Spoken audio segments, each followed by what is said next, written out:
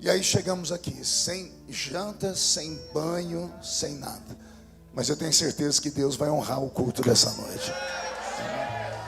Eu falei para o Jean duas coisas: ou Deus tem uma grande obra nessa noite, ou Ele não queria que eu viesse aqui. Como eu sei que Ele queria que eu viesse, é porque a obra vai ser bem grande nessa noite. Abra a sua Bíblia comigo na Epístola de São Paulo aos Coríntios, no capítulo de número 2. Primeira Epístola de São Paulo aos Coríntios, capítulo de número 2, versículo de número 9.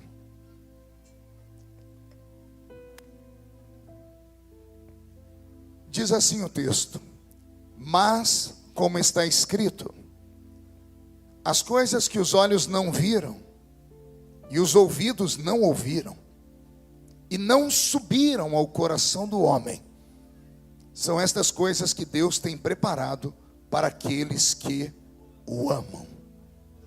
Amém, igreja? Eu vou ler de novo porque parece que você não acompanhou o texto comigo. Mas, como está escrito, as coisas que os olhos não viram, e os ouvidos não ouviram, e não subiram ao coração do homem, são estas coisas que Deus tem preparado para aqueles que vieram para esse congresso nessa noite. Feche a Bíblia, coloque no banco, na cadeira, e pegue na mão da pessoa mais perfumada do seu lado. Tentei bonito, não deu certo. Perfumado deve ter alguém. Isso, aperte a mão da criatura com carinho até ela falar aleluia. Pentecostal que não faz barulho, está com defeito de fabricação, não é? Vamos orar? Senhor, nós te exaltamos, nós te glorificamos, e nós entendemos que dentro de alguns minutos, e mais uma vez, esta linda igreja ficará pequena para o tamanho da glória que o Senhor vai mandar do alto dos céus. Os que vieram tristes começarão a saltar de alegria. Os que vieram se arrastando não voltam para casa se arrastando. Hoje voltarão voando nas asas de um novo tempo. E antes que eu comece a revelar os seus mistérios, cerque esta igreja com a sua glória. E num raio de 5 quilômetros, onde houver um demônio alojado, eu dou a esses demônios segundos para sumirem daqui. Porque se não sumirem, serão queimados pelo poder da sua glória que aqui será derramada. Rasgue os céus sobre esta cidade. Manda anjos de fogo descerem aqui. Que estes anjos desçam trazendo brasas de fogo nas mãos. Comecem a esparramar estas brasas entre nós. E onde houver um crente cheio do Espírito Santo, pega ele nesta noite, Jesus, e mostra o caminho da verdadeira e poderosa adoração. Fala conosco, fica conosco. É o que eu te peço agora e sempre. E toda a igreja diz: os que podem, tomem o seu assento, dando a Jesus uma linda salva de palmas, porque Ele é bom, porque Ele é maravilhoso.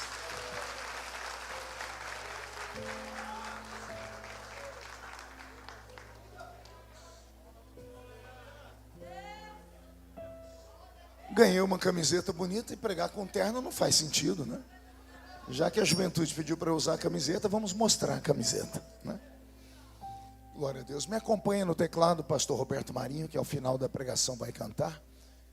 E eu tenho certeza que Deus vai fazer uma grande obra entre nós. Você poderia olhar para alguém do seu lado e falar para o seu irmão assim: você está preparado para uma viagem? Só que é uma viagem só de ida para dentro do coração de Deus. Quem está pronto para essa viagem? Então dê mais um grito de glória a Jesus, bem forte.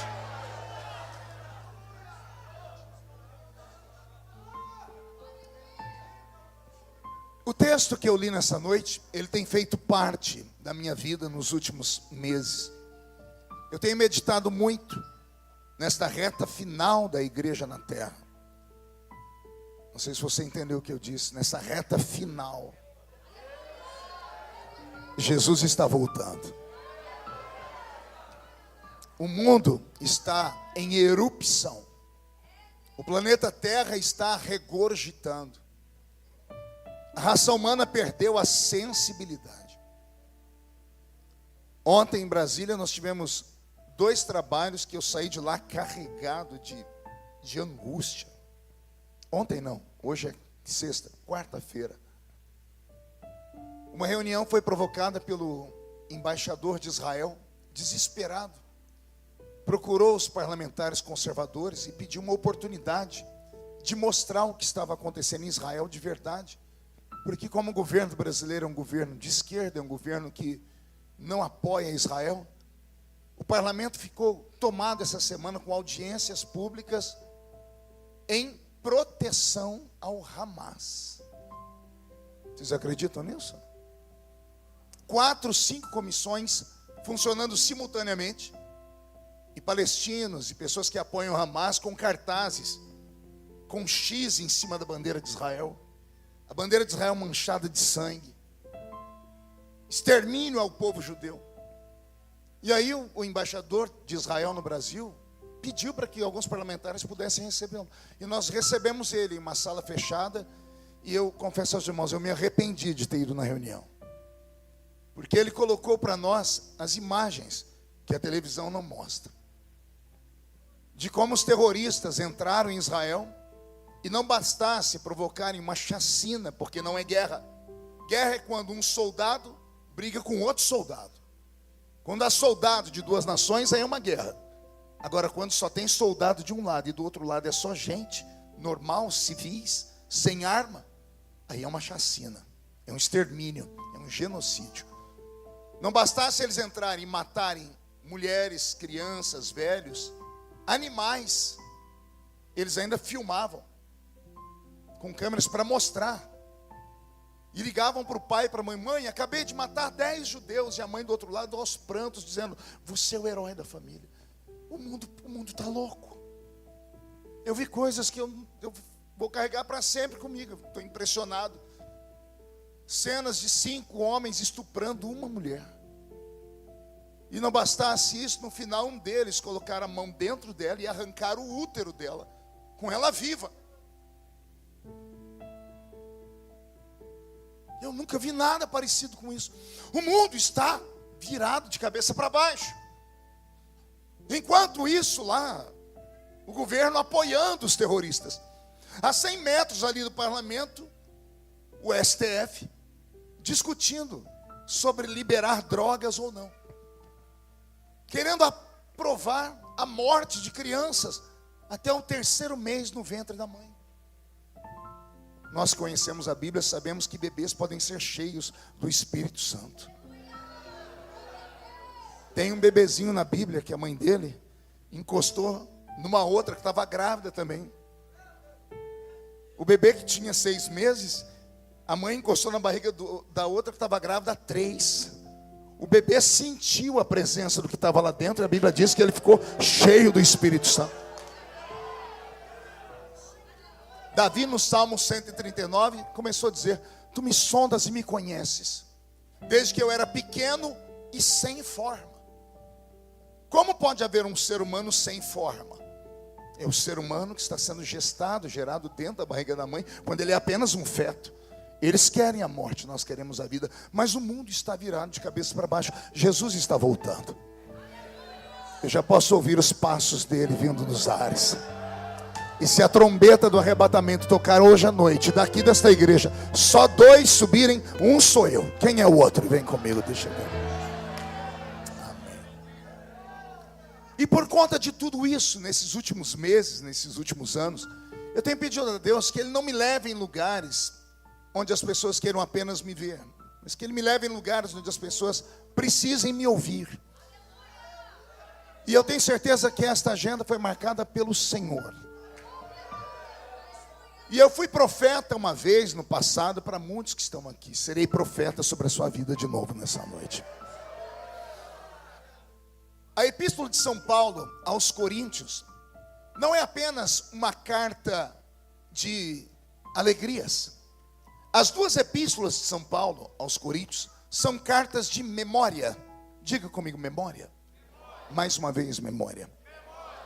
Paulo não escreveu a carta aos Coríntios para fundar a igreja. Ele escreveu a carta aos Coríntios para relembrar a igreja que ele havia fundado, qual eram os fundamentos da fé daquele povo. Fazia 20 anos que Paulo havia plantado o evangelho entre os gregos. Paulo, o audacioso, Paulo, o nanico, Paulo, o calvo, Paulo, o rapaz que tinha problema nos olhos, Paulo, o manco, um homem de 1,5 metro de altura. Antes de Cristo, uma besta fera assassina. Depois de Cristo, o maior missionário de todos. É isso que Jesus faz na vida de quem cruza o caminho dele. Existe uma vida antes de Cristo e uma vida depois de Cristo. Jesus é tão poderoso que até o tempo ele mudou. Tem o tempo antes de Cristo e depois de Cristo. É profético. Antes de Cristo uma coisa, depois de Cristo é outra. E é esse nanico que, podendo descer pelas regiões mais pobres da terra, que ficava ali perto de Israel, o continente africano. Não sei se os irmãos sabem, o primeiro país africano é o Egito. Basta atravessar a cidadezinha de Tebas, saindo de Israel, você já está no continente africano. Paulo poderia ter ido pregar para os africanos. Ele poderia ter fundado uma igreja com milhares de membros, porque o continente africano sempre foi um continente pesado por causa de lutas, de pobreza, de miséria, de fome. E é muito mais fácil ganhar uma pessoa que está em estado de miséria para Jesus do que ganhar uma pessoa abastada. Sim ou não? Quem evangeliza sabe do que eu estou falando. Se você um dia quer ir para o céu tendo umas pedrinhas na coroa e nunca ganhou uma alma aqui, você tem dinheiro, vou te dar uma chance. Pegue alguns irmãos e vá para um país africano. Chegue lá, compre um caminhão de comida, é bem barato. E se embrenhe pelas selvas, ache lá uma aldeia. Chegando na aldeia, você fale para as pessoas: eu trouxe comida, trouxe roupa. E você vai ver milhares de pessoas virem à sua frente. E depois que você der comida e roupa a eles, você vai ver eles chorarem, te agradecer. Aí você diz assim: posso falar de Jesus para vocês? Eles vão falar: pode. E depois faça o apelo. E você vai ver milhares de pessoas aceitarem Jesus de uma só vez. Porque levar o evangelho num lugar onde as pessoas têm necessidade é muito fácil, é prático. Mas Paulo, ao invés de descer para a África, ele vai para a Grécia. Ele vai para onde, igreja?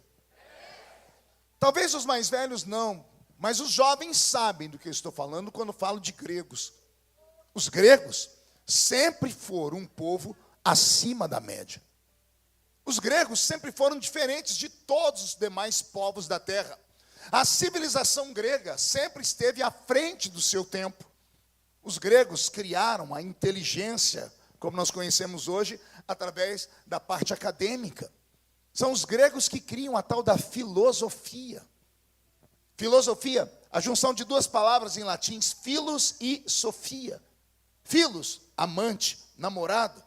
Sofia, sabedoria, entendimento.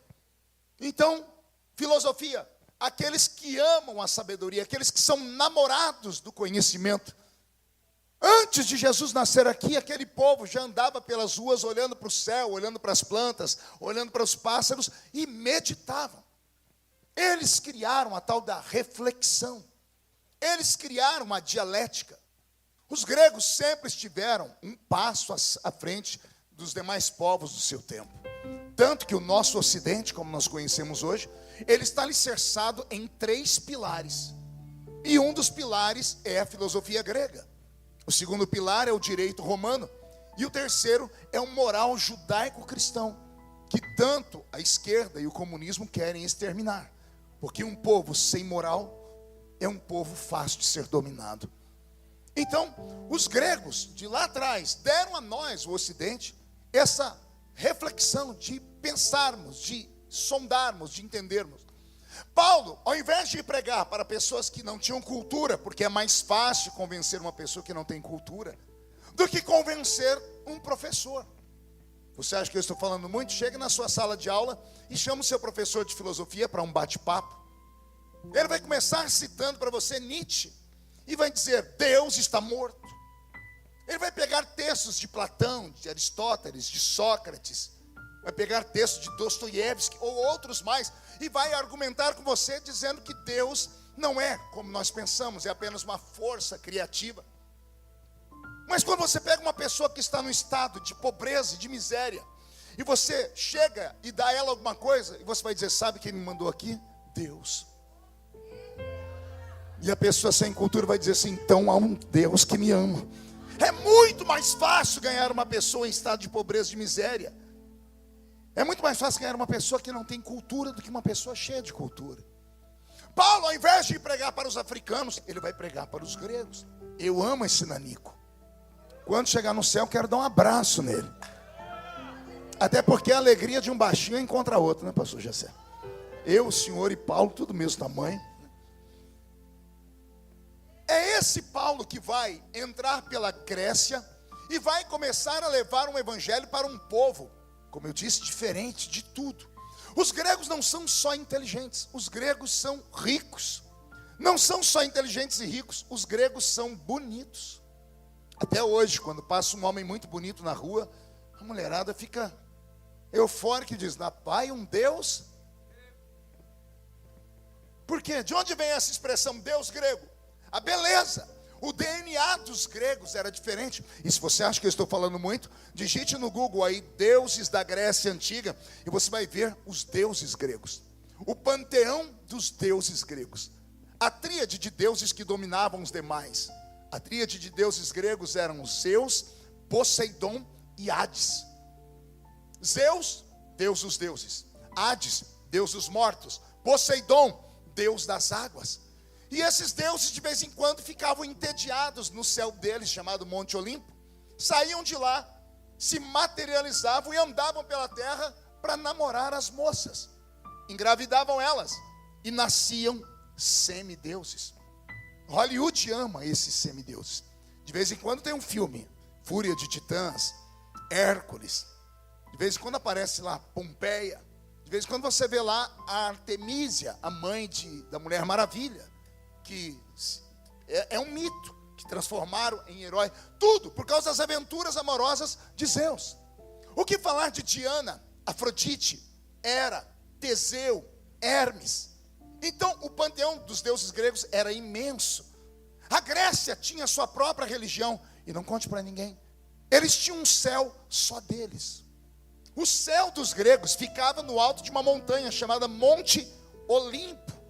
Era ali, na terra deles. O Deus criador do universo, segundo eles, morava ali na Grécia. Eles eram um povo tão arrogante que achavam que tudo girava em torno deles. Também puderam. Bonitos, inteligentes e ricos. Precisa de quem? Para quê? Para nada. E olha a audácia de Paulo. Eu vou é lá. Eu vou é onde ninguém vai. E ele entrou em Atenas. A história diz que a cidade de Atenas, que é a capital do intelecto do mundo antigo, onde nasceram Sócrates, Aristóteles, Platão, ela tinha uma entrada vigorosa e logo na entrada, depois de 20, 30 metros do portão, estava a imagem de Zeus. 10 metros de altura, um colossus, puro ouro.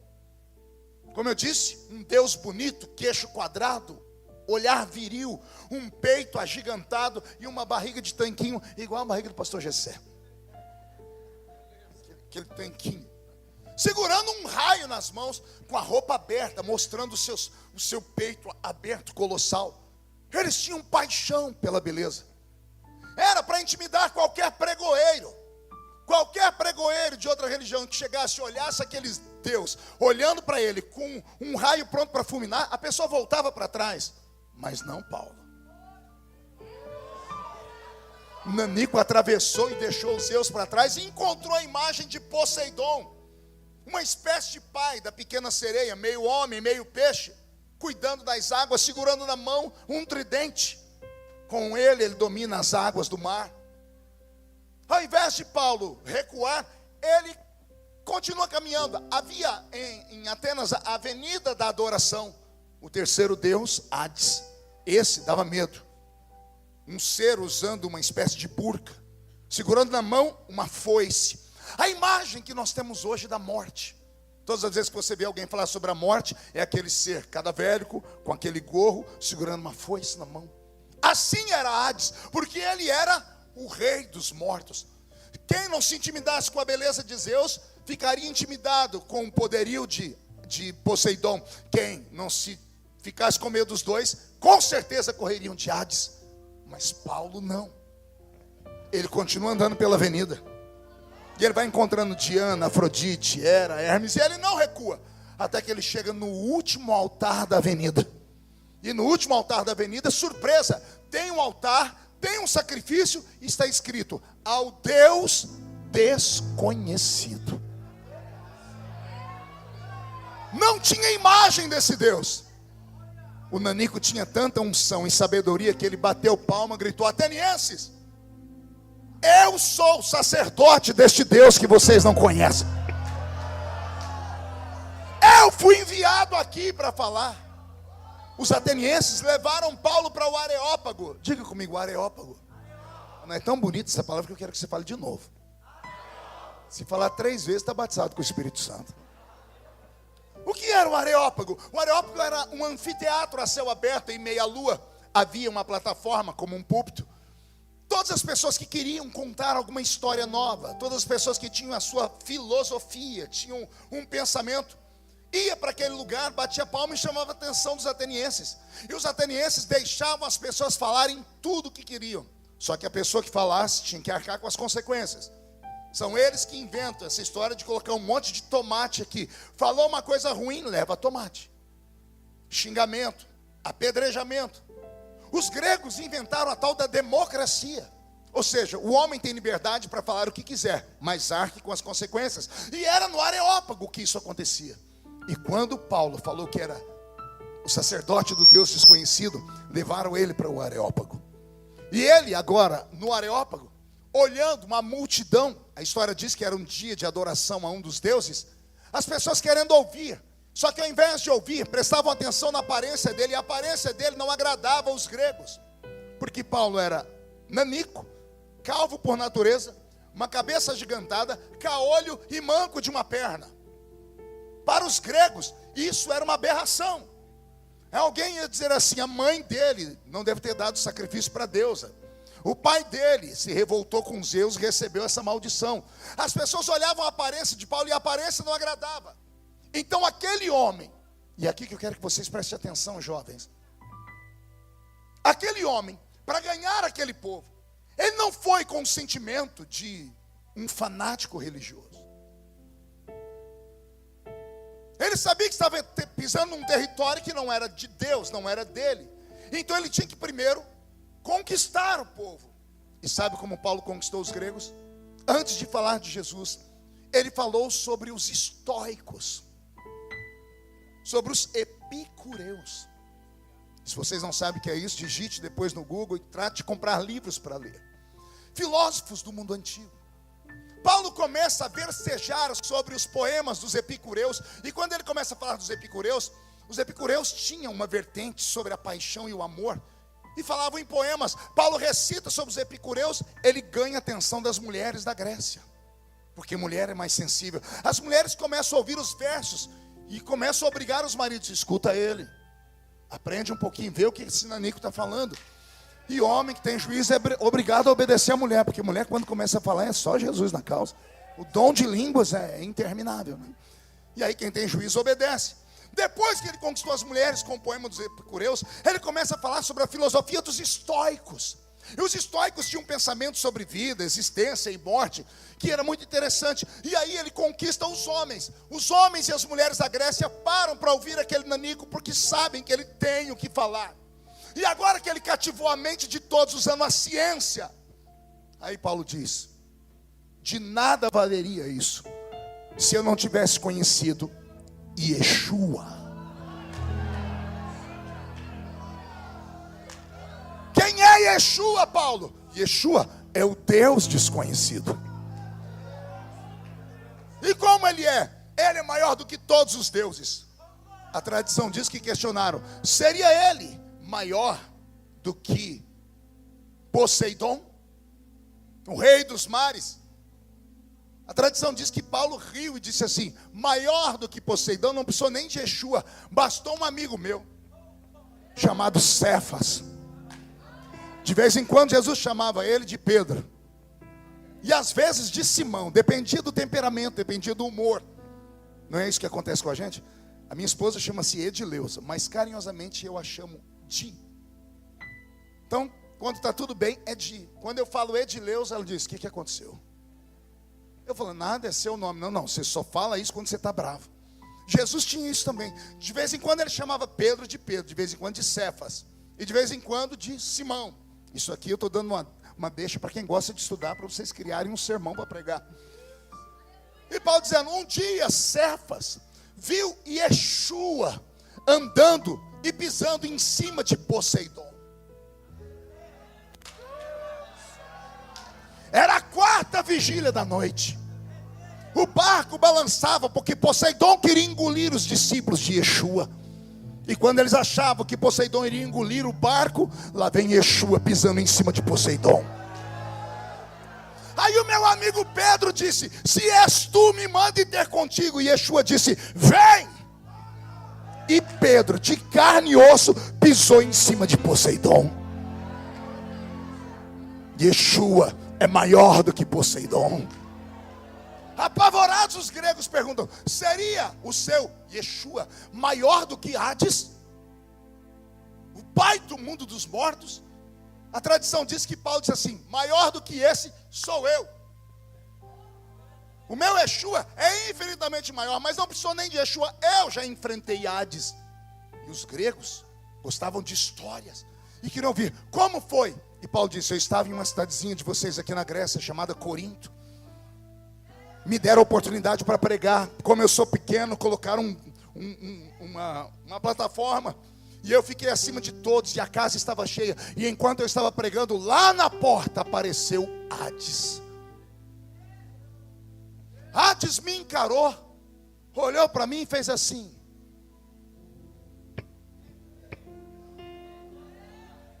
E ao invés de eu correr de Hades, eu olhei para ele e comecei a rir. E os gregos perguntam: por quê, Paulo? Eu disse: porque quando eu olhei para Hades, eu vi que ele estava sem a arma dele. E eu comecei a gritar: Hades, ó Hades, onde está o teu aguilhão, ó Hades? Morte, ó morte, onde está o teu aguilhão, ó morte? Travada foi uma batalha na cruz, e a vitória foi de Yeshua. Porque para os gregos a morte se chamava Hades. Os gregos estão apavorados, pastor Gessé. E alguém resolve perguntar: seria o seu Yeshua maior do que Zeus? E aqui é para botar uma pá de cal em cima da religião dos gregos. E Paulo diz: Yeshua é maior do que Zeus. Prove, Paulo, prova. Onde mora o seu Zeus? E todo mundo aponta para o Monte Olimpo. Zeus mora ali naquela montanha. E dali ele olha para cá e governa toda a terra. E Paulo diz: vocês têm certeza que Zeus mora ali? Sim. Então Yeshua é maior do que Zeus. Por quê, Paulo? Porque o seu Zeus, quando quer olhar os céus, ele tem que olhar para cima. E o meu Yeshua, segundo o salmista, no Salmo 113, disse assim: que quando Deus quer olhar os céus, ele se inclina. Teve gente que não entendeu, vou desenhar. Zeus e qualquer ser humano, quando quer olhar os céus, tem que olhar para cima. Mas o Deus que nós servimos, quando quer olhar o mesmo os céus, ele olha para baixo. Porque ele é maior do que o céu, é maior do que a terra, é maior do que o cosmos. Ele é maior.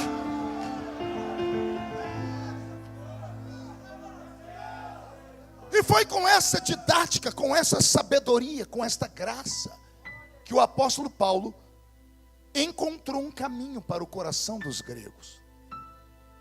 Quem já leu a Bíblia e conhece a história, sabe que a religião dos gregos, que já foi poderosa, desapareceu. O que eram outrora divindades que eram adoradas com sacrifícios até humanos, hoje virou lenda, virou filme em Hollywood, virou gibis, virou super-heróis. A DC Comics, eles transformaram aqueles deuses antigos em pura lenda, mitologia. Quem é que acabou com a religião dos gregos? Yeshua precisou usar alguém. Ele achou alguém. Não é essa a proposta de vocês? Achados?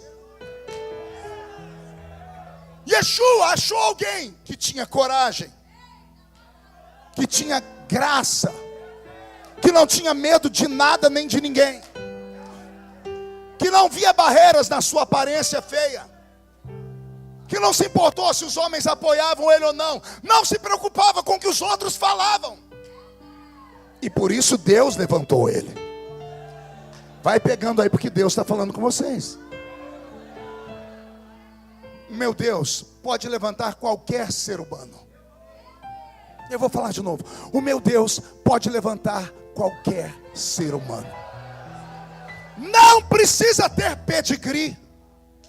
O que é pedigree, pastor? Não precisa vir de linhagem sacerdotal. Não precisa ser filho de pastor, neto de pastor, bisneto de pastor, tataraneto de pastor. Não é preciso vir de uma linhagem de profetas. Não é preciso vir da linhagem de Daniel Berg e Gunnar Wingren. Basta ele encontrar alguém maluco. Vou falar de novo. O meu Deus não consegue lidar com pessoa certinha da cabeça. Porque a pessoa muito certinha da cabeça, ela quer uma explicação razoável. Ela é racional, ela quer que as coisas se encaixem, sejam perfeitinhas. 1 mais 1 tem que ser igual a 2. E o mundo em que nós militamos não é um mundo de coisas normais. Você acha normal uma igreja está cheia, meio de semana, 10 horas da noite, para ouvir um pregador com essa voz rouca, parecendo uma taquara rachada? Não tem nada de normal nisso. Você acha normal que você está sentado perto de uma criatura que com certeza mal sabe ler e escrever, mas enquanto estavam cantando, ela começou a falar numa língua que você não entende.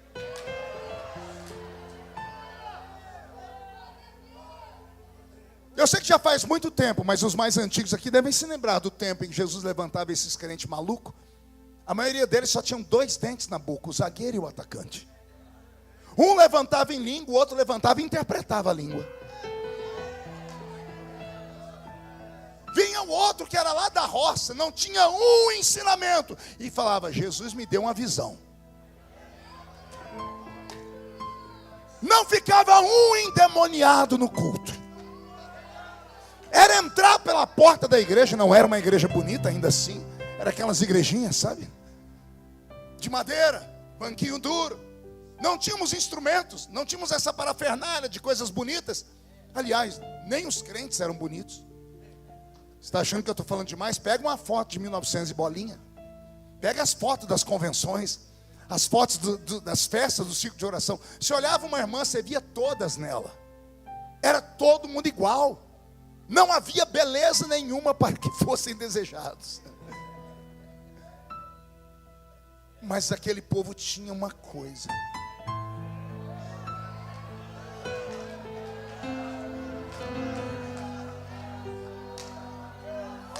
Quando eles se reuniam e começavam a falar de Yeshua, Yeshua se manifestava no meio deles. E aí haviam sinais, prodígios e maravilhas.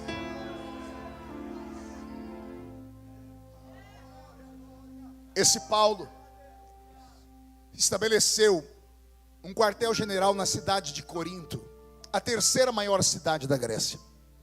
E para a igreja de Corinto, Deus deu a Paulo uma revelação que não deu a Pedro, nem a João, nem a Tiago e a nenhum dos outros pilares da nossa fé. Paulo é o 13º apóstolo. Paulo é o elemento surpresa do reino.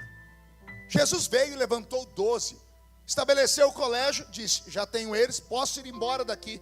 Mas os 12 fracassaram no quesito de levar o evangelho além, de levar o evangelho para aqueles que não eram judeus. Aí Jesus teve que voltar à terra, lá no caminho de Damasco, e fazer a sua glória explodir diante daquele nanico e ungir ele, para fazer aquilo que os outros 12 não deram conta. Só que agora preste atenção, que eu vou falar coisas que podem mudar a sua história. Nenhum dos 12 tinham o que Paulo tinha. E tudo que os 12 tinham, Paulo tinha potencializado. Os 12 tinham unção e graça, Paulo tinha unção e graça potencializada. E o que Paulo tinha que eles não tinham? Cultura. Paulo era um intelectual. Quando a Bíblia diz que Paulo é um doutor da lei, tem gente que acredita que ele era um sacerdote, e não era. Ele era da tribo de Benjamim, a menor tribo de Israel. Só podia ser sacerdote quem era da tribo de Levi. Quando a Bíblia diz que ele era um doutor da lei, a Bíblia está dizendo que ele era um doutor em leis. Isso está em ipsis literis, ou seja, literalmente ele era um doutor na lei romana. Paulo era um advogado. Não era só um advogado, era um poliglota. De vez em quando você vê um crente recitar o texto e entrar no mistério. Eu falo mais língua do que todos vós, crente. Paulo não está falando que ele tem o dom de variedade de línguas. Ele está dizendo, eu me comunico em vários idiomas. Ele é um intelectual. Paulo tem cidadania dupla, romana e judaica. No período em que Paulo nasce, 98% dos judeus são escravos. Trabalham pela comida, pela refeição. E Paulo vem da aristocracia. Paulo é um menino rico. Paulo é criado com a avó. Paulo tem dinheiro. Por isso conseguiu estudar. Por isso sabia falar vários idiomas. Por isso era um advogado. Olha o que eu estou te contando. Porque primeiro Jesus veio e buscou aqueles incultos, iletrados. Você sabia que Pedro e João não sabiam ler nem escrever? Pastor, mas e os livros deles? Boa pergunta. Se você ler Atos dos Apóstolos, capítulo 4 e 5, você vai ver que Pedro, depois que recebeu o poder do Espírito Santo, pregou com tanta fluência e recitou tantos textos da Bíblia, que quem escutava dizia, não são esses homens iletrados? O que é iletrado? É analfabeto. Como é que sendo analfabeto eles pregam desse jeito? Pergunte para mim, como, pastor? Pedro recebeu o batismo com o Espírito Santo. O batismo com o Espírito Santo é uma chavezinha que abre a porta de um armário. Um armário que tem 9 prateleiras nele. Em cada uma das prateleiras, um dom sobrenatural. Uma vez batizado com o Espírito Santo para pregar para aquela multidão, Pedro acessou o armário e pegou a palavra do conhecimento.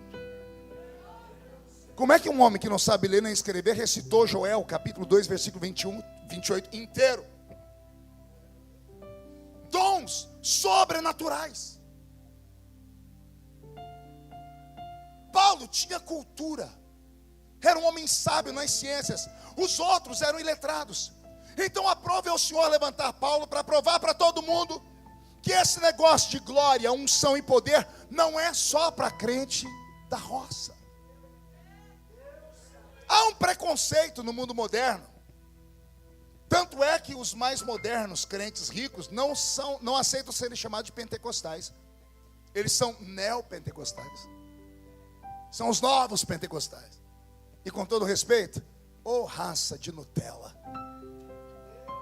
O Pentecoste deles é diferente. O glória a Deus deles é glórias a Deus. Quando entram no manto é em slow motion.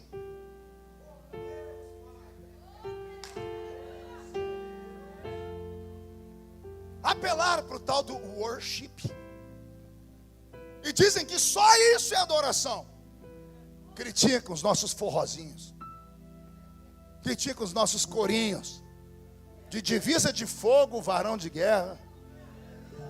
De desembarca o vaso. É uma raça Nutella, sem raiz. Primeiro vento tomba. Aí você pega um velho crente assembleiano, já passou por tudo e um pouco mais. Já passou por terremoto, maremoto, tsunami. E alguém pergunta, uai crente, você está firme por quê?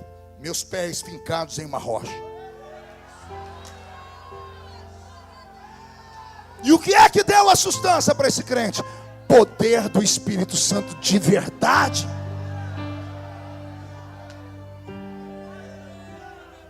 Receita antiga.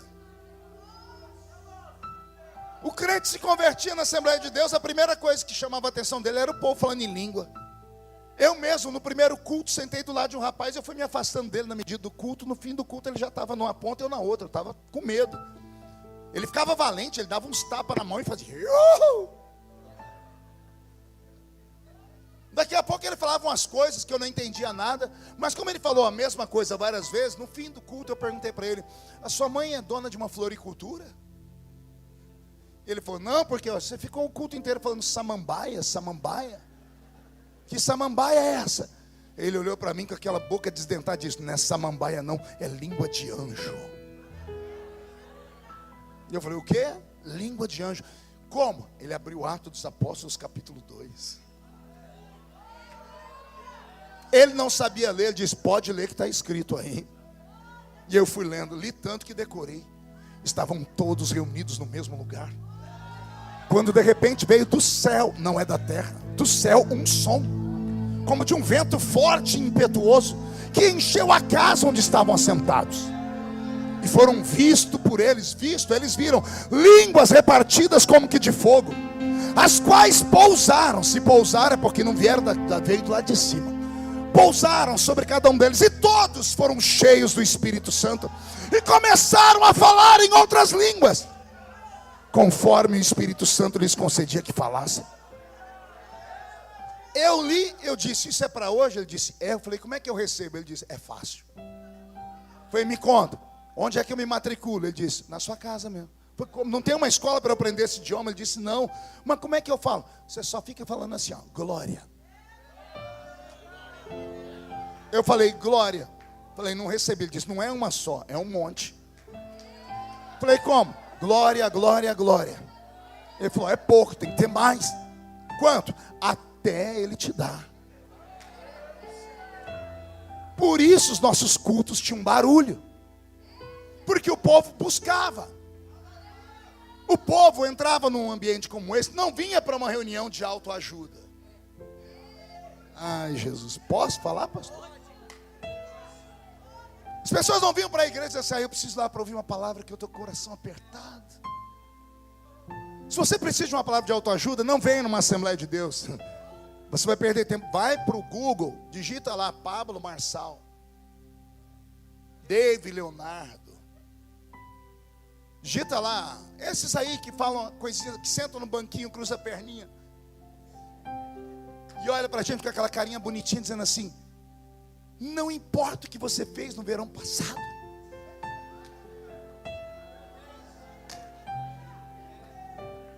Jesus te ama, seu fofinho. Que autoajuda, vai para lá. Quando você vê algum lugar me anunciar como pregador, não venha ouvir autoajuda. Eu prego sobre a ajuda do alto.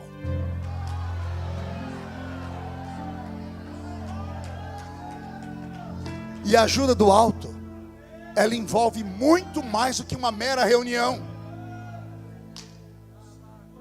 Eu estou me especializando nos últimos anos em pregar para lugares que parece que não são igrejas. Parece que eu estou pregando para figurantes daquela série chamada The Walking Dead. Mortos que caminham, zumbis humanos. As pessoas entram na igreja cansadas, se jogam no banco, não oram mais, espera o culto começar sentado. E se ficasse quietinho, tudo bem, mas fica sentado com o celular na mão, mascando essa desgraça desse chiclete.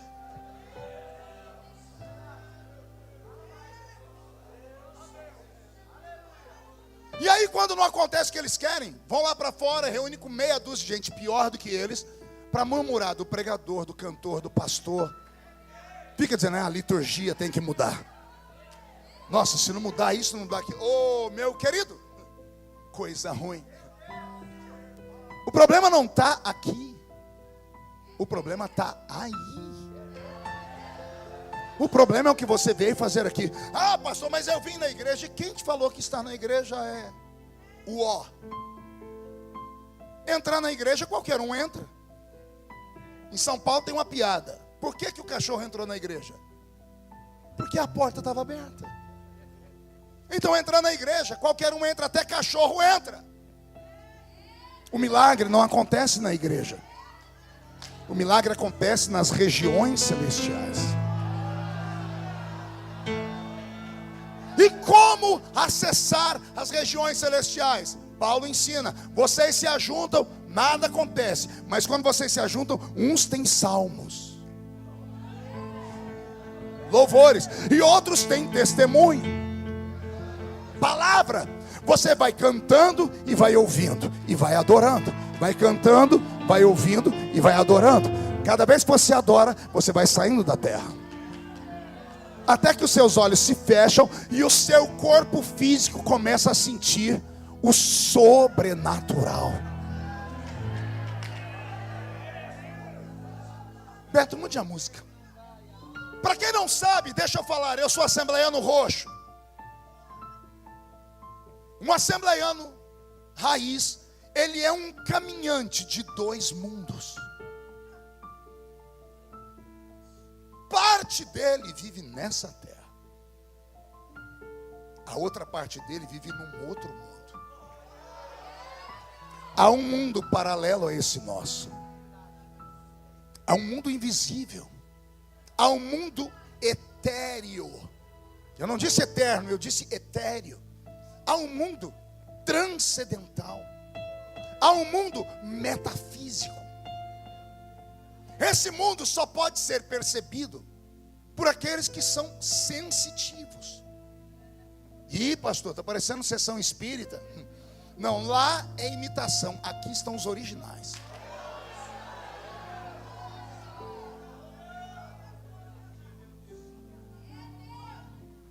O assembleiano que se santifica, que busca Deus, que acredita, que recebe a chave, que é o batismo com o Espírito Santo, e começa a praticar, a treinar o seu homem interior, a treinar a sua mulher interior, essas pessoas nunca mais são normais.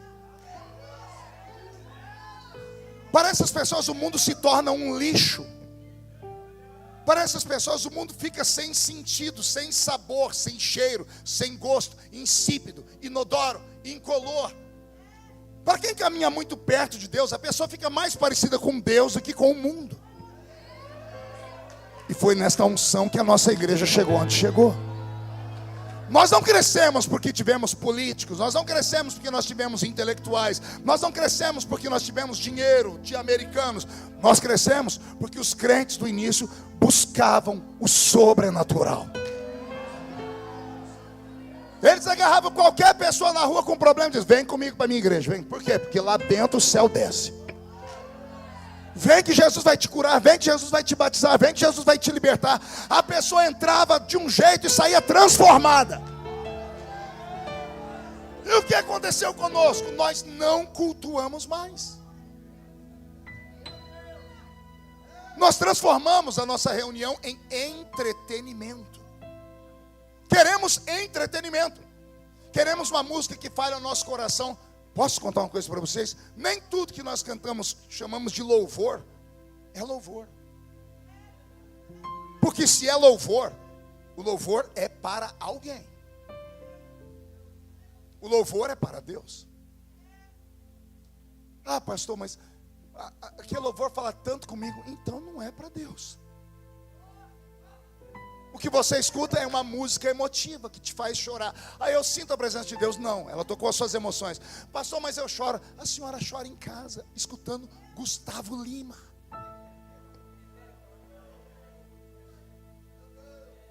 Quando pega o celular e olha a foto dele, te trocou por outra, aí põe o Gustavão cantando: sou homem de família. A irmã...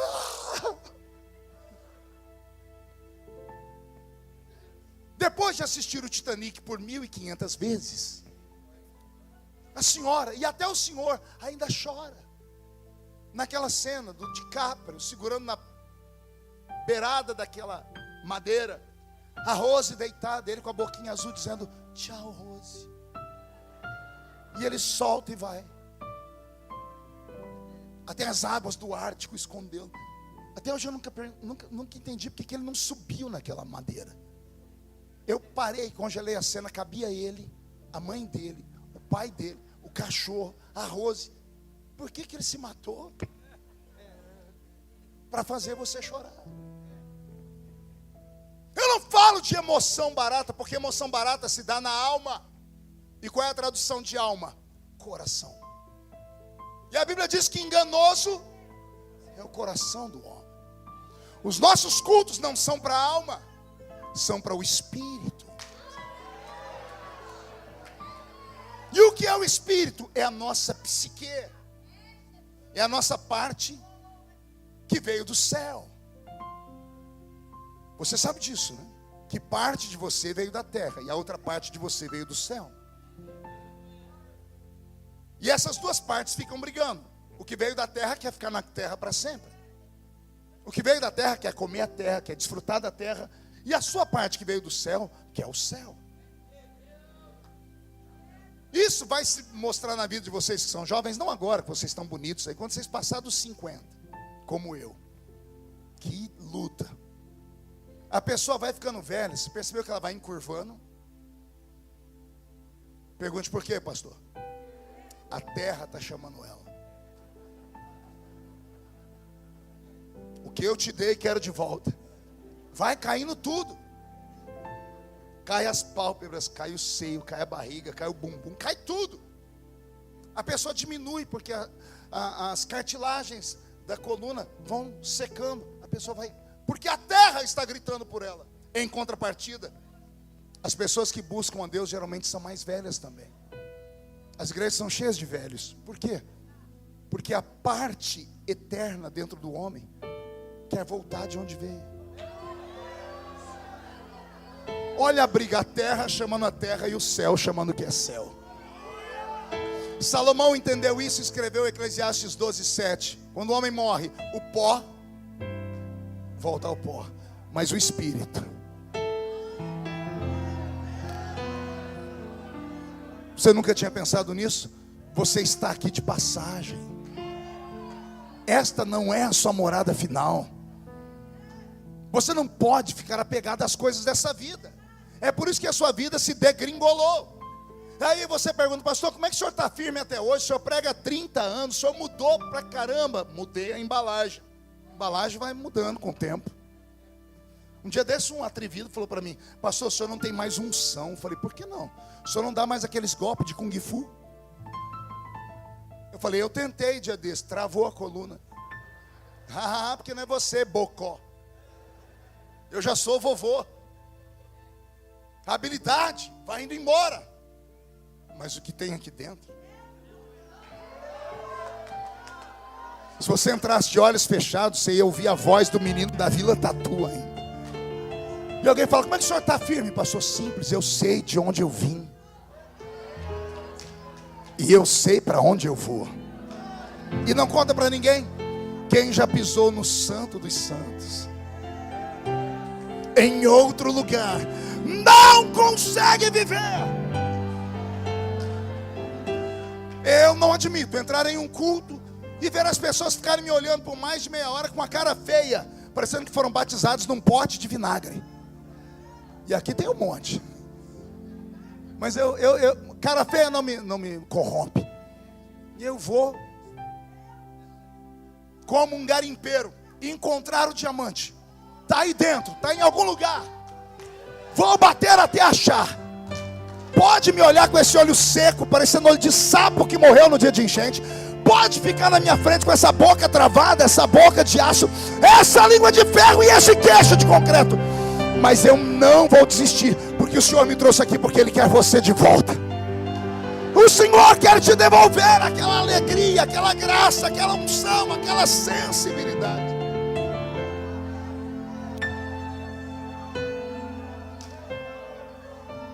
Paulo plantou uma igreja anormal. A igreja de Corinto era uma igreja anormal.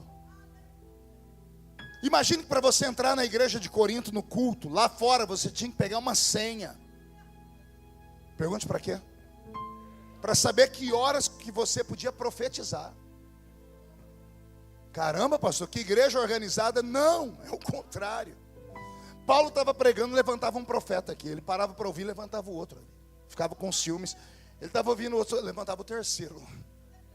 3, 4 pessoas profetizando ao mesmo tempo. Paulo enlouqueceu, ele disse: ei, todos podem profetizar, mas cada um a seu tempo.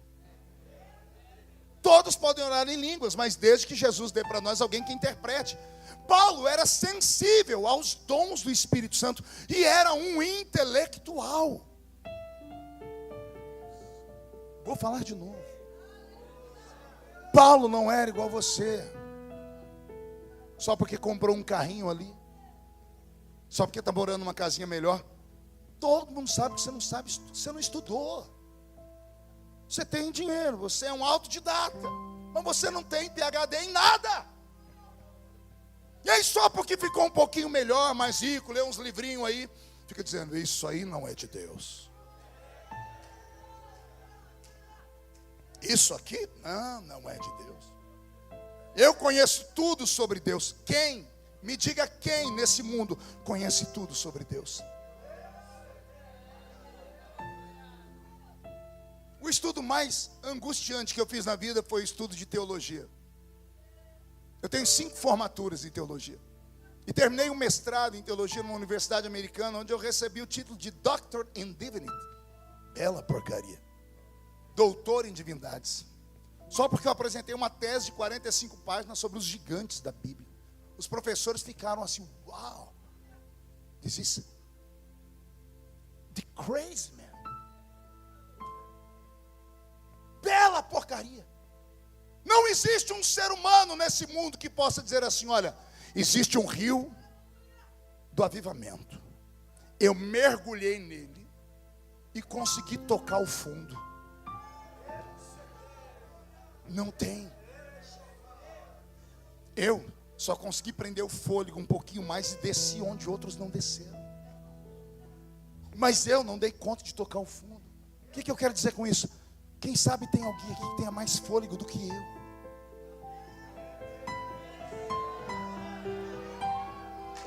Quem sabe aqui entre os jovens tem alguém que tenha mais fome de Deus do que eu tive, que tenha mais vontade, que tenha mais força de vontade ao ponto de renunciar à sua vida, renunciar à sua juventude e se apegar em Deus de uma forma tão profunda, ao ponto das pessoas te chamarem de fanático, santarrão, desequilibrado, beato de igreja. Porque o que não custa nada não vale nada. Tudo depende de uma escolha e de uma entrega. Paulo abriu a igreja aos coríntios. Ele viu que os gregos davam tudo para aquele povo. Ele disse: eu tenho que dar para esse povo algo que a Grécia não dá. Por isso que lá na segunda carta aos coríntios ele diz assim, que alguém chegou nele e falou assim: olha, quando você veio para cá pregar, você plantou uma igreja usando a sua sabedoria humana. Paulo disse: não, quando eu fui ter convosco, nada do que eu vos falei foi em sublimidade de palavras de sabedoria humana. Quando eu fui ter convosco, tudo que eu vos mostrei foi em revelação, foi em demonstração de Espírito e poder de Deus. A igreja de Corinto era uma igreja tão viva que todos os crentes eram profetas. Você consegue imaginar você congregar numa igreja onde todo mundo é profeta? Consegue não? Vou te fazer sentir o drama. Você não está mais aqui nessa cidade. Você está na igreja de Corinto agora. Cuidado, pergunte por quê. O da esquerda aí é profeta. O da direita tem o dom de variedade de línguas. O que está atrás interpreta as línguas. O que está na frente tem a palavra do conhecimento. A turma da galeria, os dons de curar os enfermos. A turma do coral, o dom de operação de maravilhas. A turma que está em pé, o dom de discernir espíritos. Imagine você congregar numa igreja onde todos os crentes viviam o céu. Esta era a igreja de Corinto. Paulo tirou a filosofia dos gregos e deu para eles aquilo que a Grécia não tinha dado, que era a revelação de que Deus era real. Paulo plantou essa igreja e era missionário, viajou o mundo. 20 anos depois, quantos anos depois? Numa embarcação ele encontra um membro da igreja de Corinto que se aproxima e se apresenta. Paulo não conhecia, porque esse era um rapaz. E o rapaz contou para Paulo que quando Paulo fazia os cultos em Corinto, ele era um menino que ficava dormindo debaixo do banco, criado com o pai e a mãe, que eram discípulos de Paulo. E Paulo, todo feliz, pergunta ao garoto: como está a igreja de Corinto? E o garoto, todo empolgado, fala aquilo que todo crente novo fala: está uma bênção. Por quê? Porque a igreja construiu vários templos, porque a igreja cresceu. E o velho Paulo questiona: eu estou perguntando como está a igreja de Corinto. A tradição diz que o rapaz ficou meio abobado, disse assim: agora eu entendi. A igreja está bem, porque ela está cuidando do órfão, da viúva. Ela está cuidando dos pobres. E Paulo insiste na pergunta: eu estou perguntando como está a igreja de Corinto. A diferença do crente velho e do novo. O que era a igreja para o rapaz, não era para Paulo. Para o rapaz, a instituição era a igreja. E para Paulo, a instituição não é uma igreja, é só uma agremiação religiosa. A instituição é uma organização. E a igreja verdadeira não é uma organização, ela é um organismo. Qual a diferença? A organização, ela é fria, ela é cruel.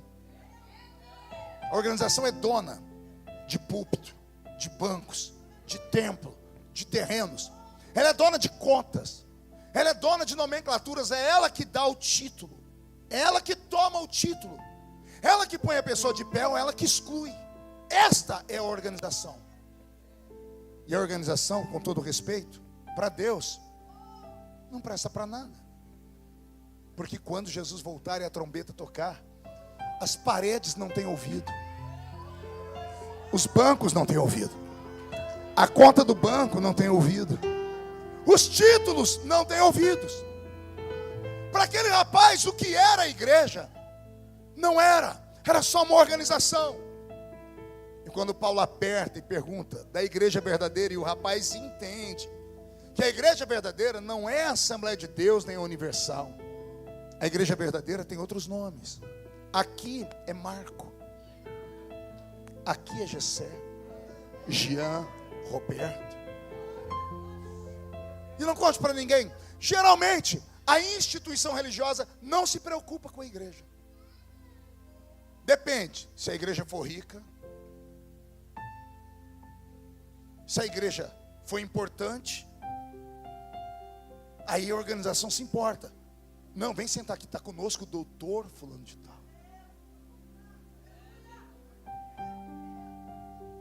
E aí na organização não se preocupa com a igreja, porque a igreja chama Maria. E a Maria lá do cantinho, banguela, que quando traz o dízimo é os 10% da aposentadoria. Que quando o tesoureiro olha, isso aqui não dá para nada. Desde aquele tempo já se dava atenção mais para a organização do que para o organismo. E quando Paulo falou para o garoto o que era a igreja, e o garoto entendeu, o garoto contou histórias para Paulo que deixou Paulo apavorado.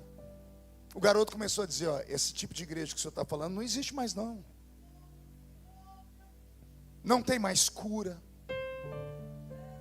não tem mais batismo com o Espírito Santo, não tem mais interpretação de línguas, não tem mais arrebatamento de sentidos, não tem mais libertação. Paulo puxa a língua do rapaz até que o rapaz conta os pecados escondidos dentro da igreja de Corinto. E o rapaz contou para Paulo no pé do ouvido, deve ter dito assim como os crentes falam: não conta para ninguém. Tem uma família lá na igreja que todo mundo sabe e ninguém cuida. Aí Paulo escreve o capítulo 5 da carta aos Coríntios, ele tira um chicote de 2 metros, disse: É sabido que há entre vós uma espécie de pecado que nem o ímpio comete. Não tem nome o pecado, porque é sabido que um filho dormiu com a mulher do seu pai. Pastor, isso não é incesto? Seria se o filho dormisse com a mãe. Mas o filho não está dormindo com a mãe, está dormindo com a mulher do pai. O pai era viúvo ou divorciado, casou de novo, com certeza casou com uma mais novinha. O pai saiu para trabalhar, o menino era adolescente, seduziu a mulher do pai e dormiu com ela. E pior, a igreja toda sabia. Mas tem uma coisa pior ainda, pergunte o quê?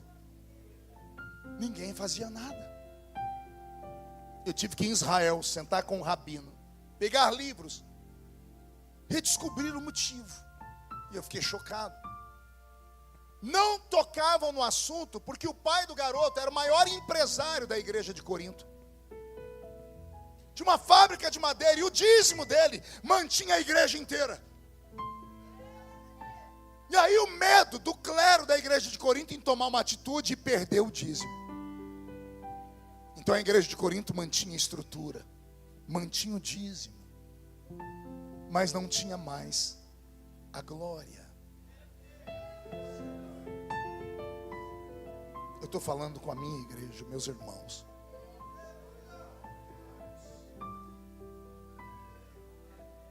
Parece uma história antiga, de 2000 anos, mas ela se repete.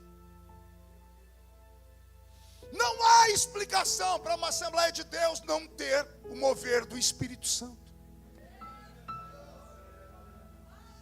Não há uma explicação lógica para nós não termos cultos avivados, com línguas estranhas, com manifestações espirituais. Quando isso acontece, a igreja se esfria. É porque esta igreja ofendeu o Espírito Santo, entristeceu o Espírito Santo, amordaçaram o Espírito Santo, porque o Espírito é santo. E para os esquecidos, Jesus disse: se querem pecar, pequem contra mim, porque tem perdão. Pequem contra o meu Pai, porque também tem perdão. Mas se pecarem contra o Espírito Santo, não terão perdão nem hoje, nem nunca mais. Pergunte por quê? Porque se o Espírito Santo não está presente, não há mais convencimento do pecado, da justiça e do juízo. Na ausência do Espírito Santo não há mais profecias. E a Bíblia diz que sem profecias o povo se corrompe. No capítulo 13 da carta aos Coríntios, Paulo está puxando a orelha do povo.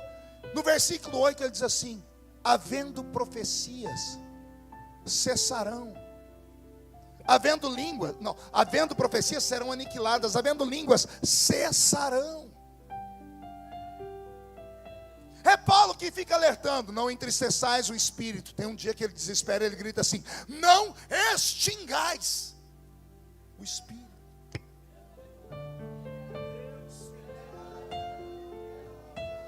Eu sinto Jesus aqui.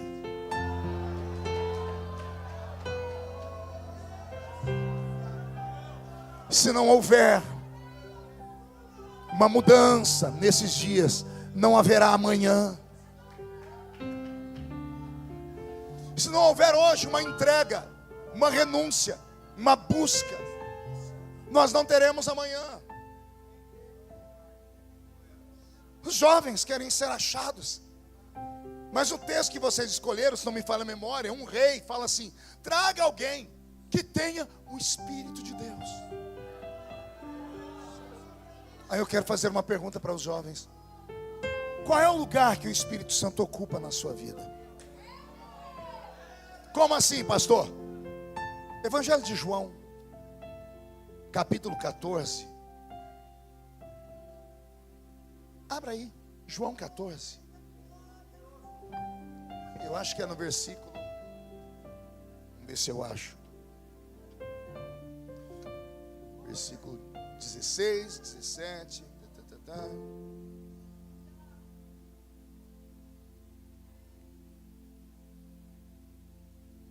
Verso 17: o Espírito de verdade que o mundo não pôde receber, porque não vê nem o conhece, mas vós o conheceis.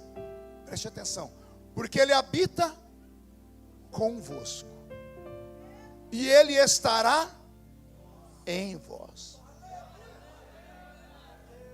Qual lugar que ele ocupa? Ele está com você ou ele está em você?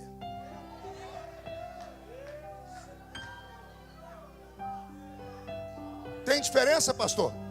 Gigantesca. Se ele está com você, ele está do seu lado.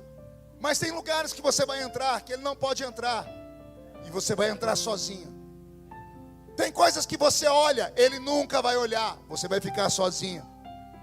Agora, se ele estiver dentro de você,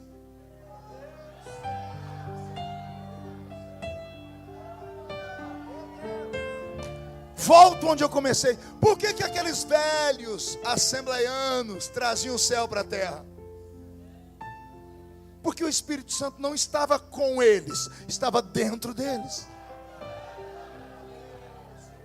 E por que nós, a nossa geração, não tem o que eles tinham? Simples, porque o Espírito Santo não está em nós, ele está conosco.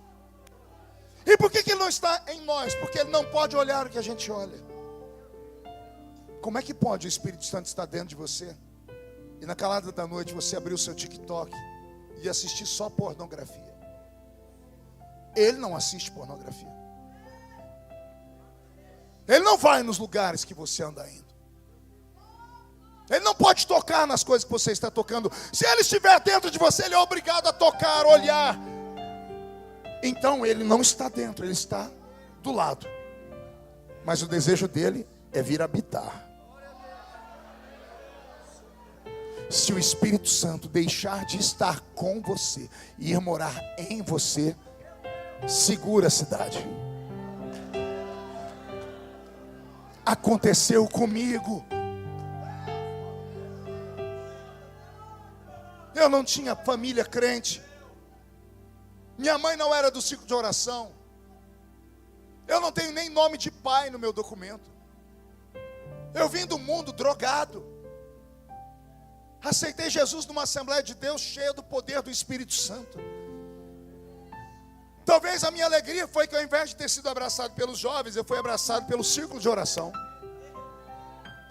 Eu era mais amigo das velhinhas do que dos jovens, porque os jovens me achavam chato demais. Eu era o famoso espalha-rodinhas, onde eu chegava todo mundo me abandonava. Eu dizia, ele é fanático, só fala de Bíblia. Eles deixaram de ler, a boca fala daquilo que o coração está cheio. Eu falava de Jesus porque eu estava cheio de Jesus, mas ninguém queria ser meu amigo. Eu vim para a igreja, eu cortava cana de açúcar, apanhava laranja, algodão e café.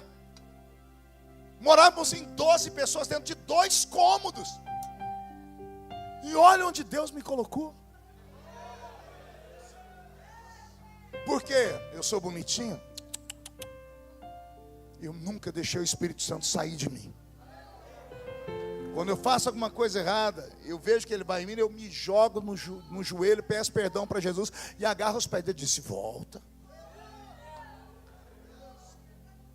E eu não sou o único, viu? Tem um homem na Bíblia que um dia gritou para o céu, tira o reino, tira a minha fama, tira a minha riqueza, mas não retires de mim.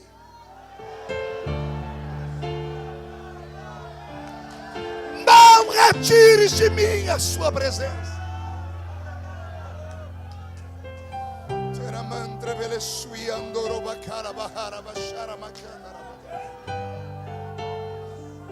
Não existe fórmula nova. Não existe uma equação inventada lá no Kentucky. Porque o último avivamento veio do Kentucky. 5 meses atrás, Estados Unidos da América. Gente do mundo inteiro indo para uma universidade em busca do avivamento. Eu dei risadas porque eu fui estudar aquele avivamento. Falei, Deus é lindo. Era uma universidade, não era uma igreja. Uma universidade americana do século 21. Posso desenhar? Vocês não ficam escandalizados? Universidade, século 21, Estados Unidos da América. Um dos países mais liberais do mundo. Hora do almoço, hora do recreio. tem várias tribos na universidade. Tem a tribo da luxúria. Molecada se reúne para ver pornografia. Tem a tribo do sexo livre. Na própria universidade, vão para os cantos fazerem sexo. Tem a tribo dos drogados. Vão para o canto cheirar cocaína, pedra de crack. Tem a tribo dos jogos. Vão para o canto jogar.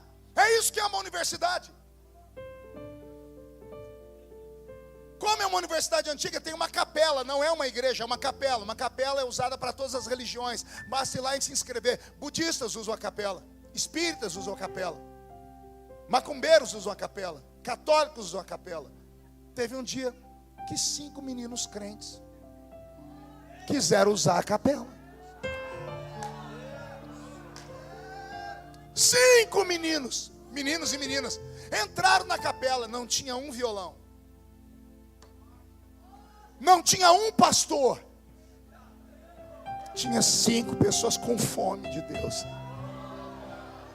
O Senhor é o nosso recreio. A gente devia estar com as tribos, alimentando a carne. A gente devia estar comendo o nosso lanche. Mas nós viemos aqui no recreio sacrificar o nosso horário para Ti. E eles começaram a cantar. Cantaram a capela, na capela. Aleluia. Imagine. Eu acho que poucos países do mundo mandam tanto mau cheiro para o céu do que os Estados Unidos. De pecados, de coisas horríveis.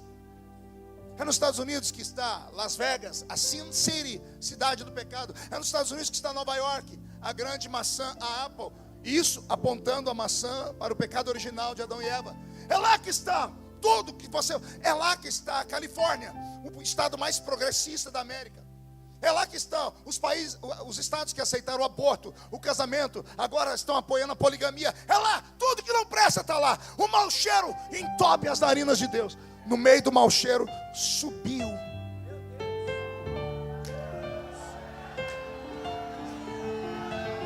milhões provocando mau cheiro. 5 meninos fez subir um cheiro suave. Ninguém dá nada por 5 jovens orando. Ninguém dá nada numa universidade. Deus parou de olhar para o universo. Ele sentiu um perfume. De onde está vindo isso? E os olhos dele acharam. Quando Deus viu, falou: isso é raro. Eu quero anjos, legiões descendo lá. Protejam esse lugar, porque isso é raro. Os anjos desceram do céu e cercaram a capela. Eles não conseguiram parar de orar. Oraram 1 hora, 12 horas, 24 horas, 72 horas, 1 semana, 1 mês, 2, 3, 4. Veio gente do mundo inteiro para ver um culto que não tinha um pastor liderando. O que aquela molecada fez? O Espírito Santo estava aqui. Eles conseguiram agarrar ele e botar ele aqui.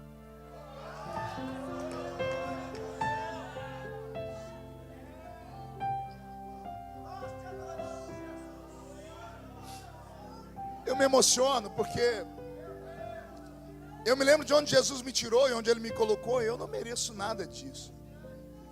E eu não fiz nada de anormal. Eu só me entreguei. Eu só fui diferente dos outros. Os outros que hoje têm a minha idade e vão lá na minha casa pedir oração.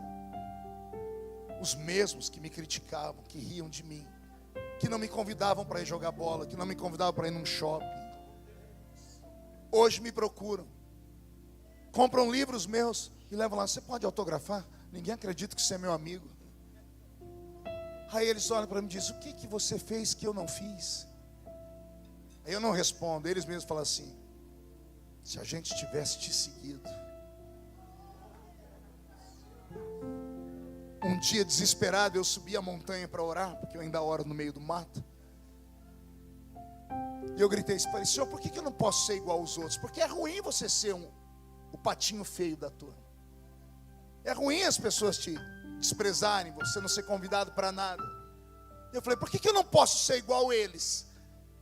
E o céu gritou comigo. O Senhor falou para mim: porque um dia eles vão querer ser como você.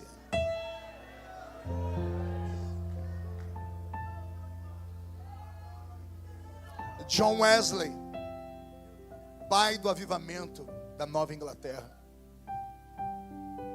Eu fui em Londres, quartel-general dele, e prego todo ano em uma ilha nos Estados Unidos chamada Ilha de Martha's Vineyard.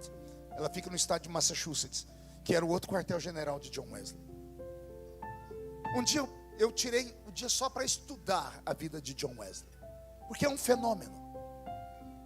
A rainha da Inglaterra escreveu assim: eu tenho mais medo dos joelhos de John Wesley no chão do que o exército francês inteiro de pé. E quem conhece a história sabe que francês e inglês não se bicam. Pois a rainha disse: eu tenho mais medo dos joelhos desse homem do que do exército francês. Aí eu fui na casa dele em Londres, que hoje é um museu, e a curadora faz questão de mostrar tudo pra gente. Ela me levou no quarto dele. Eu me emocionei, porque a gente pensa nesses heróis como gigantes. John Wesley calçava o que seria no Brasil número 33. Eu calço 41, 42. Ele calçava 33. A roupa dele está estampada. Lá tem uma roupa no armário para você ver, está dentro de um vidro. A roupa de um homem desse tamanho. Aí quando você começa a ver o tamanho daquele homem, ver o trabalho que ele fez, você pergunta para ela como. Ela diz: vem cá que eu vou te mostrar como. Aí ela leva a gente num orador. Sabe aquilo que a gente coloca para os noivos dobrar o joelho aqui? Só que tem uma almofadinha vermelha. Wesley tinha um, e não era almofadado, era madeira. Aí ela mostra a madeira com 2 buracos afundados. Madeira de lei. Madeira dura. Ele afundou a madeira de tanto que ele orava. E a curadora, chorando, diz: ele passava 12 horas ajoelhado. 12 horas clamando um avivamento para o mundo. Ele afundou a madeira. A história dele diz que ele tentou ser missionário batista, não aceitaram porque ele era meio louco. Ele entrou na casa dele esmurrando a parede. Oh, o senhor me usa, oh, o senhor me mata. O irmão dele, Charles Wesley, cantor, compositor, escutou o barulho e disse: meu irmão está louco. E ele esmurrava a parede. Oh, o senhor me usa, oh, o senhor me mata. Até que uma hora aconteceu um barulho lá dentro. Charles entrou dentro do quarto. Estava John Wesley caído, tremendo. Ele levantou o John Wesley e falou: o que foi, meu irmão? Ele disse: um vento saiu da parede e bateu em cima de mim e me jogou no chão. Eu estou sentindo uma coisa diferente. Me leva para a rua que eu quero pregar. As igrejas não deixavam ele pregar. Ele foi pregar nas esquinas. John Wesley arrastava 20, 30 mil pessoas e pregava sem um microfone. Sacudiu a Inglaterra inteira.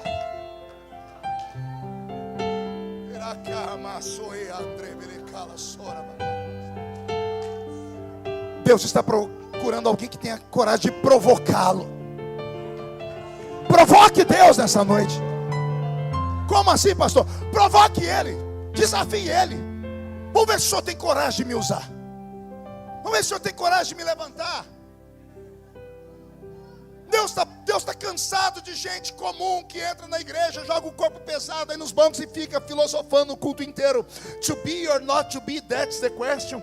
Deus está cansado de gente ir para as reuniões e falar: eu sou da teoria do arminianismo, ou eu sou do calvinismo. Deus está cansado disso. Deus está procurando paixão. Deus está procurando coração, emoção. Enquanto eu prego, o Espírito Santo está sentindo as batidas do seu peito.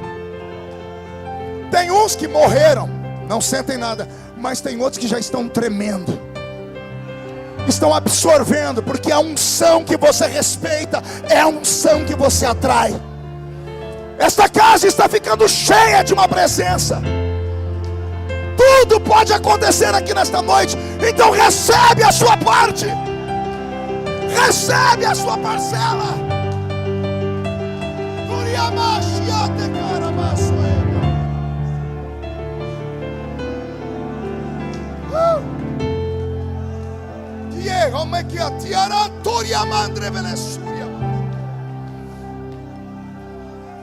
Eu já estou terminando. Eu sei que o horário já foi. Se você quiser ir para casa, fique à vontade. Eu só vou entregar o microfone quando eu terminar. O pastor disse que eu posso ficar a hora que for. Por quê? Como é que é o nome dessa cidade? Ibaiti. Por que eu estou em Ibaiti, Jesus? Eu recebo 150, 160 convites por dia. Por dia. Ainda hoje, com 51 anos, velho pregador. O Roberto está até louco, ele que faz a agenda. O que a gente recebe de convites por dia encheria a agenda de um ano. Eu poderia estar pregando em qualquer convenção, em qualquer país do mundo. Eu já preguei em quase 100 países do mundo. Os países latinos querem fazer conferência comigo. O que é que eu estou fazendo em Ibaiti, Jesus? Você não percebe que Deus escolheu esse lugar? Isso não é chavão de pregador. Eu sinto algo diferente aqui. Eu não te falei, Jean, que Deus queria algo grande? Eu estou começando a entender. Avivamentos não vêm de capitais, vêm de lugares esquecidos, pequenos. Avivamentos vêm de onde ninguém espera. Deus vai sacudir o Paraná.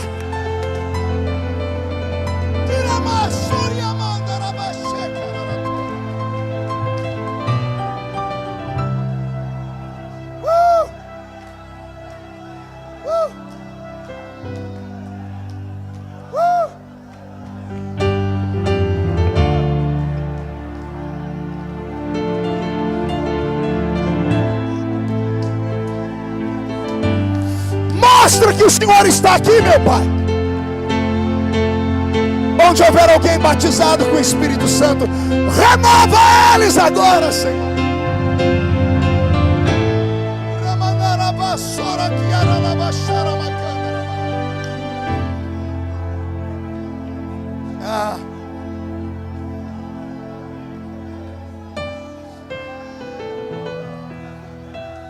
Deixa eu te contar uma história.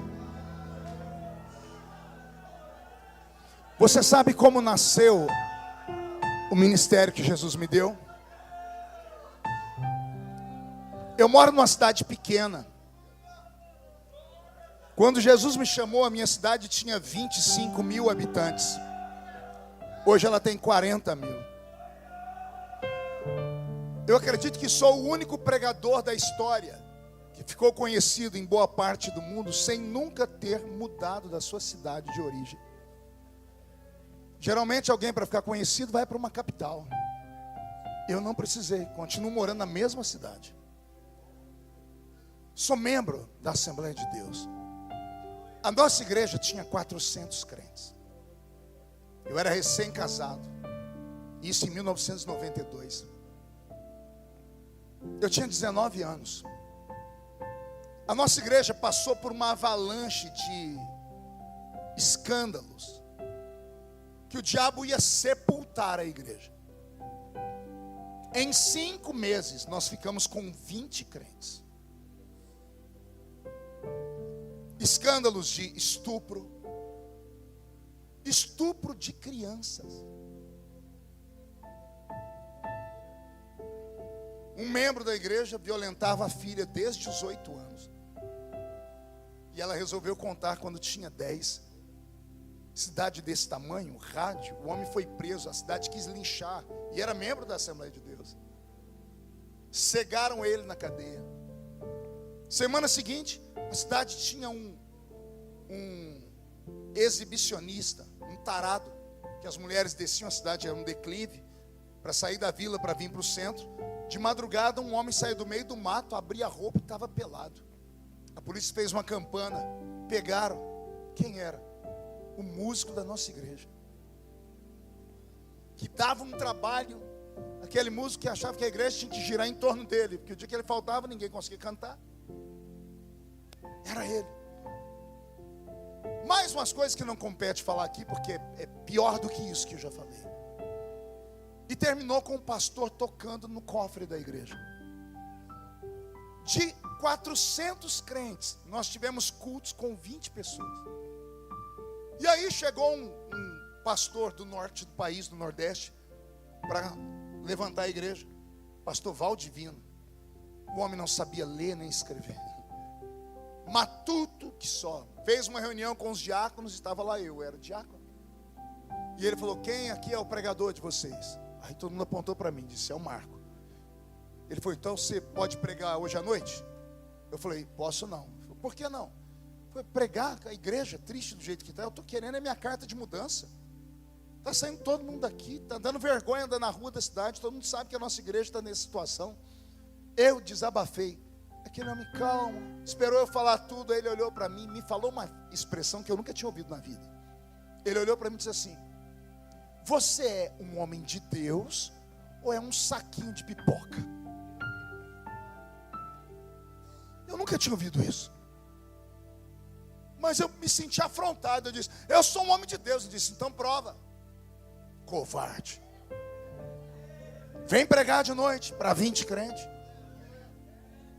Aí eu sou atrevido, falei: então eu venho sim, senhor. Ele disse: então eu te espero. Fui para casa, cheguei em casa bravo. Eu morava numa casinha de 3 cômodos. Cheguei na minha esposa e disse: entra para o quarto, porque eu vou orar aqui na sala.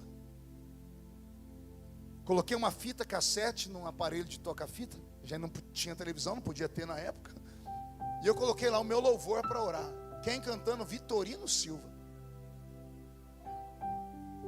O velho Vitorino gritando e eu gritando junto. Liguei bem alto para ninguém escutar. A minha oração não durou 5 minutos. Estava com a cabeça encostada no encosto do sofá. Eu disse: Deus, o Senhor nunca me deixou sozinho, mas hoje eu preciso de um sinal. Porque eu vou enfrentar a igreja. E eu não posso subir naquele púlpito sozinho. Acredite você ou não, do nada saiu um vento quente, mas forte, que bateu na minha testa como uma mão e me empurrou para trás. Eu caí e não consegui abrir o olho, porque a sala foi inundada de uma luz. A minha pálpebra ficava vermelha, eu enxergo, parece que eu estava dentro do meio do fogo. E eu fui sentindo medo, eu achei que eu ia morrer. Eu me encolhi como uma criança e falei: Deus, não me mata, me perdoa se eu afrontei. E o Senhor falou comigo: não é a morte, hoje eu te dou um ministério de fogo para as nações. Onde você não for, a sua história irá.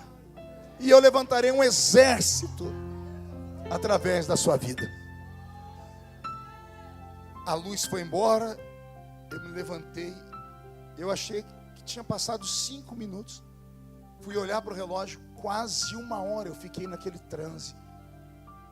Aí a minha mulher que conta, porque eu já não lembro de mais nada. Eu me lembro de ficar de pé. Ela disse que eu entrei pelo quarto orando em línguas. Fui no guarda-roupa, peguei uma roupa. Fui me trocando orando em línguas. Ela disse que eu esperei ela dentro da nossa brasilinha velha. Ela entrou dentro da Brasília e eu orando em línguas. Ela disse que eu estacionei na porta da igreja, pedi para ela entrar e fiquei na porta da igreja com o braço estendido.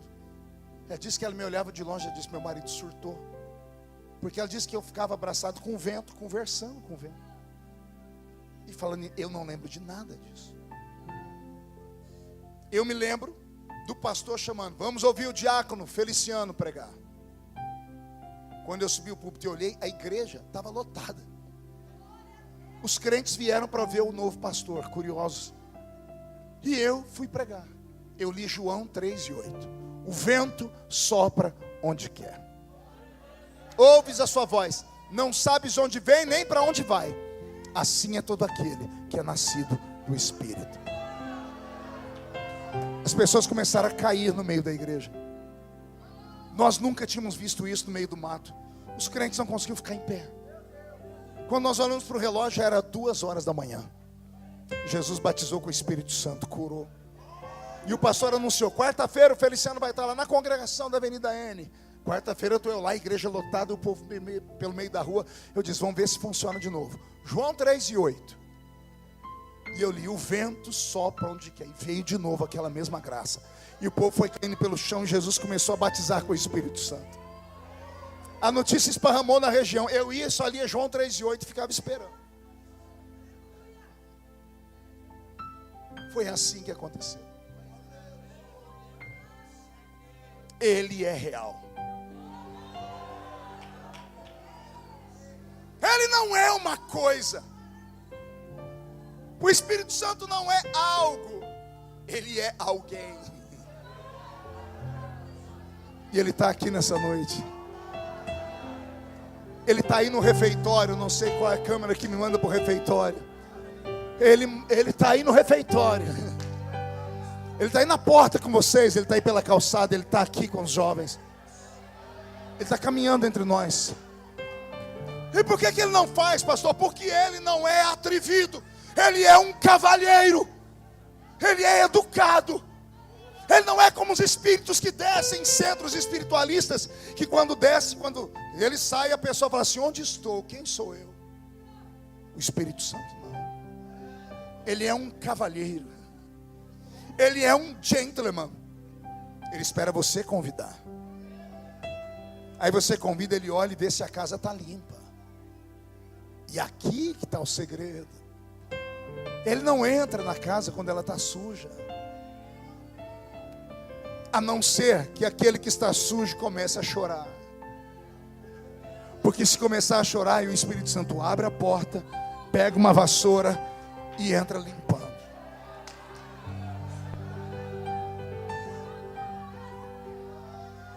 Parece que eu estou ouvindo barulho da vassoura. Ele está entrando aí. É isso, ele está limpando você. Quanto tempo sem falar em línguas? Ele está limpando para te devolver as línguas. Quanto tempo sem profetizar? Ele está limpando para devolver os dons do Espírito Santo. Ele está limpando a casa porque Ele quer de novo deixar de andar do seu lado para andar dentro de você.